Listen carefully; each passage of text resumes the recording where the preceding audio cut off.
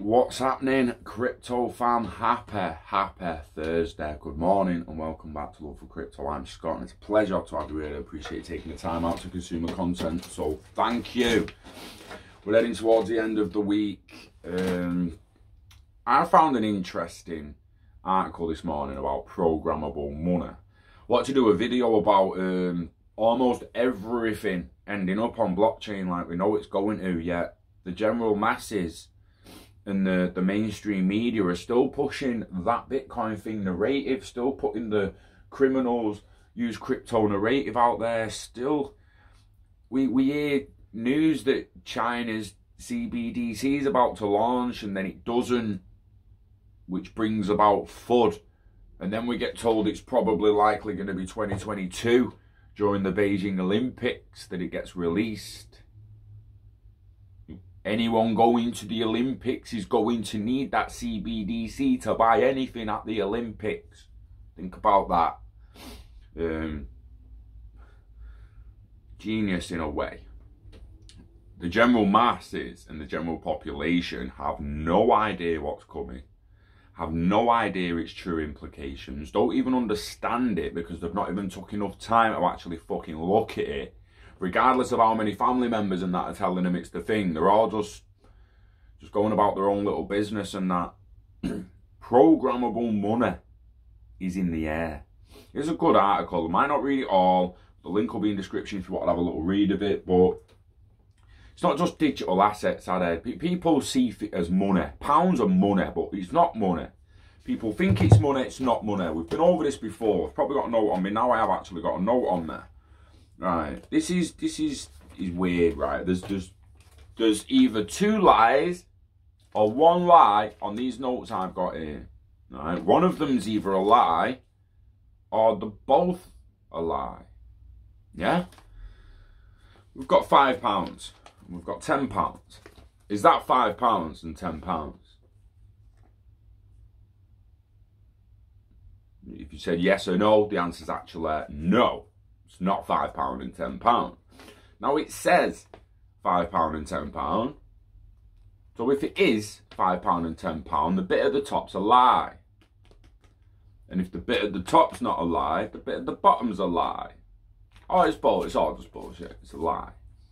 So what it actually says on that note, for anyone who's not in the UK and can't look at one, it says £5. And then you've got up there in that little corner there the private company's details, Bank of England. It says, for the governor and the company of the Bank of England. And in the middle, it says, the Bank of England. I promise to pay the bearer the sum of £5. So if the Bank of England promises to pay the bearer the sum of £5, that's not £5, is it? If I need to hold that for the Bank of England to be willing to pay me £5, that's not £5. This one says, I promise to pay the bearer on demand the sum of £10. So if they're promising me to pay £10 if I produce this, this is not £10, is it? This is an IOU off a company for £10. A private company has issued an IOU that they can't even flaming pay. Yeah? That's where your debt comes from. There's a how can we be in 21 trillion debt? Who to? Well, to the private company that prints your money and they're not putting anything to it. This is why it was different when it was pegged to gold. So, it may be the next stage in evolution of money and it could be as disruptive as any financial technology in development today. Yes, China is close to launching the first central bank digital currency at scale, perhaps within the next 12 months. If so, it will be eclipsed before the decade's end by CBDC 2.0, i.e. digital currency attached to blockchain-enabled smart contracts. At least that's what many think. Programmable money is money with constraints. An analogy for programmable money would be food stamps, where recipients are given coupons. They're given coupons of value, and the food stamps. The equivalent of money, which can be spent only on food, not on alcohol, betting on horses, lottery tickets, or anything else in modern guise. These are food stamps. the digitized tokens transacted on blockchain platform with smart contracts. Now let's just pause for the AI future and everyone who's going to lose the job from Tesco. And everyone's like, but how are you going to pay him? How are you going to pay him? We can't just give him £1,000 a month. We can't just give him £1,000 a month for nothing, Scott. What you on about? Well, how's about if we give them £1,000 of programmed value that dictates they can only pay certain bills and buy food with it, mate? They can't go pub with it. Can't go pictures with, you know, programmable money. And this is a weird one now where it starts being like,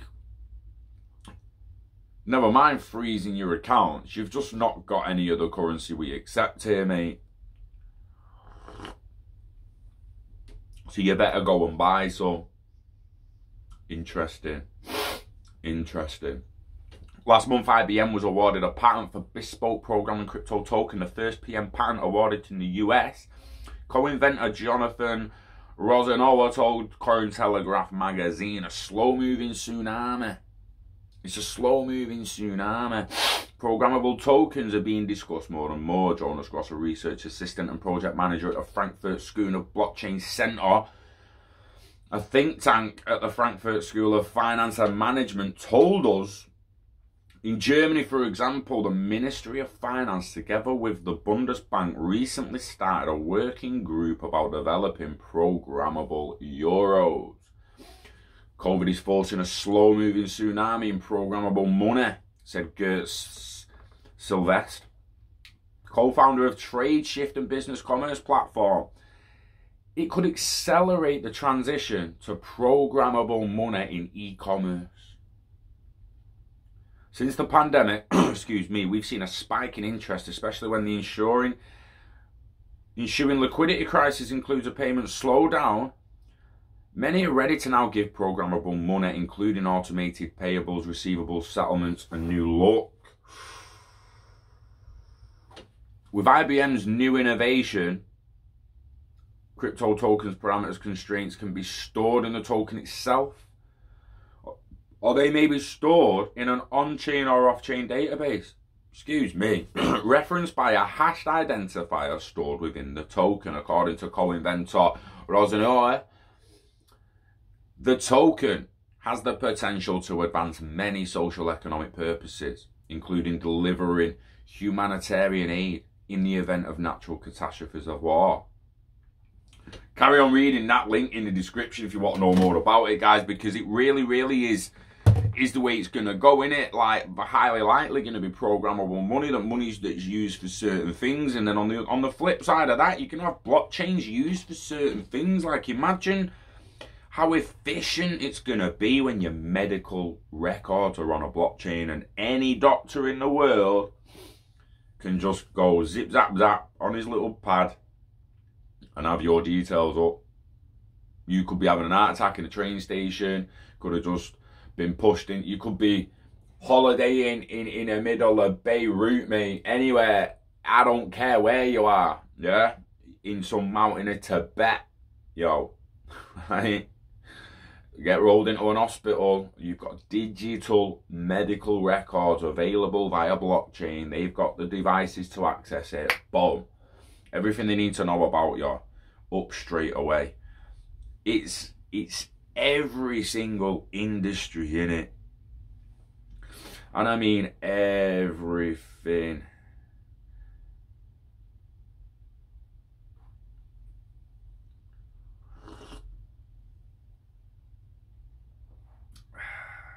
And like I keep saying, most people don't even understand it, don't know what it's going, what it's coming to. I did see another. I mean, even the SEC, like with what they're doing, it's just a snowball of FUD in it. Everything you can possibly say against it gets said against it in the mainstream media, and it's an absolute snowball of FUD. Oh, there was a Forbes thing, Forbes one.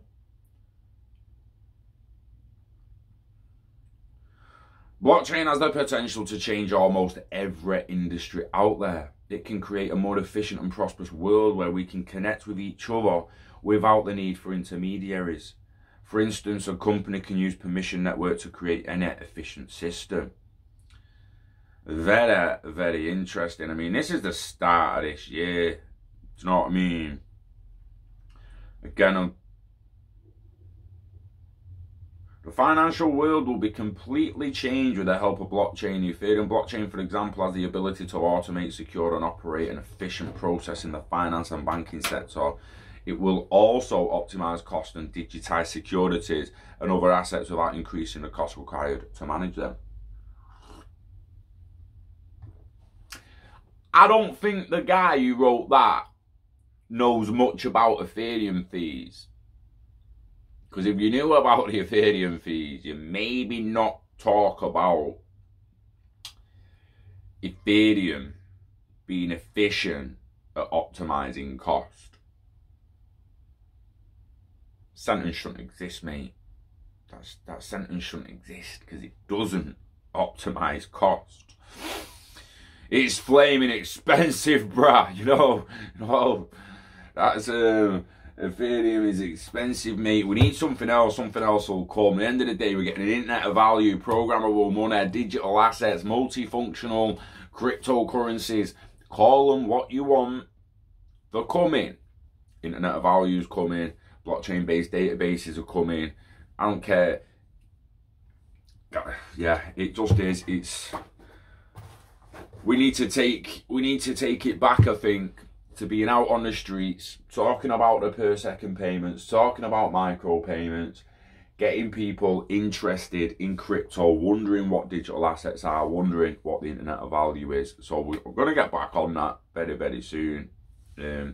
One of the coming weekends, I'm probably likely going to take a little trip to Manchester and see if we can inspire some people to have a look in the internet of value, shall we say.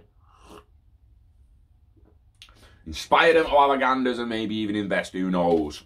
What you should be doing is investing in yourself, your hobbies, and the internet of value. Live long and hodl it until you're ready to let it all go. Wishing health and happiness to you and yours, guys. Enjoy the rest of your week. Enjoy weekend, if possible. I won't cry about my MOT. I got slammed by an MOT, mate. That's just a hello darkness, my old friend. That's fucking. It's hanging. It is what it is. Kicking the dick. Suck it up, Scott. Enjoy the rest of your week. Enjoy your weekend, and until the next one, you know the dance. We love crypto. We love DLT. We love programmable money, baby. Oh yeah. We love IOV, and we love you. Peace.